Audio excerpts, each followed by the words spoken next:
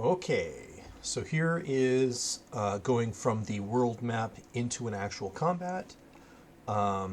You can let the AI use spells or not. I'll explain why later. If you choose auto combat, instead of doing math based on the abilities of the units, like in Total War, it actually just simulates the battle. Like, it just does the battle as if you and them are fighting each other. So it's really accurate. And the AI is actually pretty good in this game.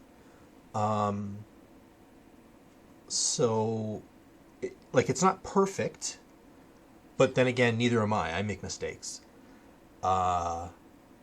So the AI combat is actually pretty close to what you would do when you're first starting out. Now I'm going to do manual combat. Now mana is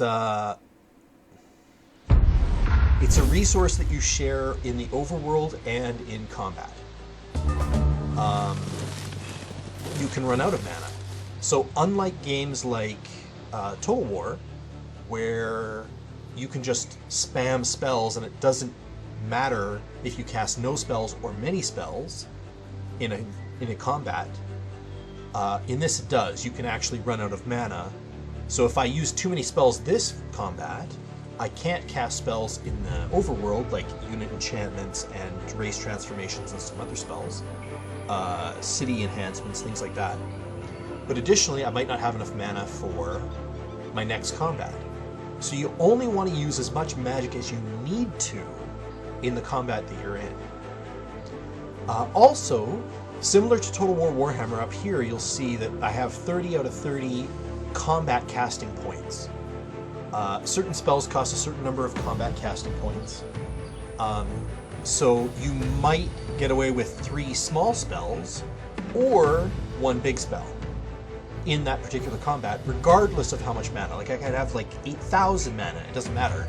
I can only cast a certain number in the actual combat. And that's similar to Total War Warhammer. I can't remember exactly what the amount was. I think it was 30 winds of magic was the maximum. And then, like, it slowly went down from there as you cast spells. In my heyday, in my max level, finishing the game easy mode, I had about 150 points that I could cast in single combat. So what I'm going to do here is I'm just going to move some units. Bear with me. I find that the order spellcasters kind of suck, but they can give temporary hit points. So that's better than a kick in the pants. Anyway, you can't cast spells on the first turn, which I really like, because it means that you can group your units up and do like AoE buff spells without having to worry that the enemy is going to smash you with some kind of fireball or something like that, right? Shut up. Sorry about that. If I was anywhere near my phone, I would fix that. That's my old phone. Anyway, so this might seem a lot like Total War, the turn-based version, rather than Civ, but there's actually a lot of strategery going on behind me here. The thing is, so you see that where I move my archer determines their accuracy.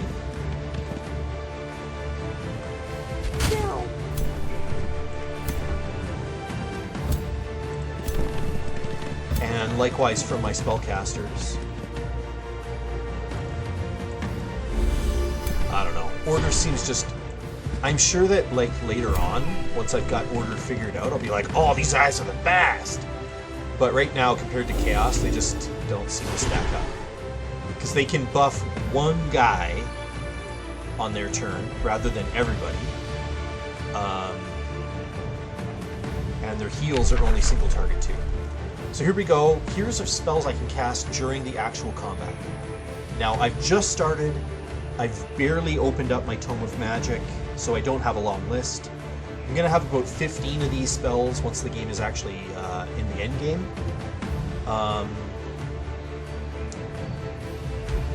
So here's the two spells. Personally, I'm not really impressed with Awaken yet. Maybe I'll be more impressed when I have Tier 3 or Tier 4 units that can be awakened. But I'm going to cast this one. Oh, it's only single target? Oh. See, I'm used to, like, fireballs just, like, weakening everybody, right? I'm not actually going to cast a spell. It's not worth the mana, I don't think. I don't think this fight is going to be tough enough that... Now, you might have noticed, when my units were attacking them, they actually got an attack back. Maybe they didn't. Maybe that's why I didn't notice that. But melee units, see how my unit retaliated?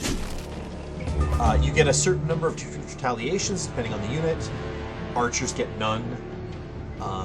Some units like pikemen get 2. And that can be adjusted by research and whatnot, right? But, like, for example, right now, if I attack him, I can kill him. But if I attack him, he's going to get a retaliation attack for 4 damage. Which I don't particularly want. So I'm going to fight this guy. And if you look very carefully, you'll see 3 red swords. Red sword, red sword, red sword. Those are the hexes that this unit is protecting against. So if you have a fast cavalry unit, or in this case, an infantry unit that just happens to have enough movement, you go around their thing and you flank them, and they can't attack back. And depending on who you're playing, you might get additional benefits from flanking. I don't want to awaken anybody, so I'm just going to attack. I don't want to awaken anybody. See, now I have a 30% attack. 30% chance to attack this guy, and it says press control for more info. And there's a 40% obscured by unit penalty. If, when it rolls the attack, it is in that 40% range, it will actually hit my unit, so I don't want to attack him. I'm going to attack him instead. And it doesn't take very long to get used to the line of sight rules. Things like buildings block line of sight, that makes sense. Things like units can obscure line of sight, but they don't block it. And like I said, you get used to it pretty quick. So they get their 1 counterattack, and then I get to finish my attacks. Now this red sword here means that I have 1 counterattack if he attacks me. And I am guarding these 3 locations. Now, if I wanted to, I could not move. Let's pretend this unit still had his move left. I could choose to do a shield wall, in which case I cannot be flanked. All 6 of these locations get red swords, pardon me. And I also get increased defense and resistance. I also buff the people beside me. So if you have 1 unit like this with shields, you can buff the defense of all of your units, and defense reduces physical damage. But this is what I'm talking about here. All adjacent friendly units gain 3 defense. So that's about a 50% damage reduction, approximately. So you can have a shield unit provide defense to adjacent archers, spellcasters, things like that. Yeah, I'm still not going to take... Where did that poison come from? Oh. That's where the poison comes from. Okay. Bad times. Also, you'll see that there's only 2 guys left here, but there were originally about 6. They do less damage as a result. So it's like Total War, where if you've got a damaged unit, it doesn't have the same damage output. Now, I could go and attack this guy, but I'm going to get retaliated with 5 damage. What I want to do first is weaken him. I don't understand why I only have 50% accuracy.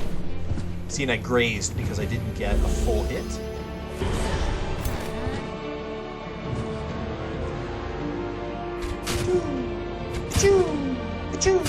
And if you don't move, you get to have more attacks. But again, that depends on the unit. And I flanked him with my cavalry. Oh no, he died. And that's combat. So my units took some damage. They heal more in allied territory. They heal even more in my territory. And they heal a little bit in enemy territory or neutral territory.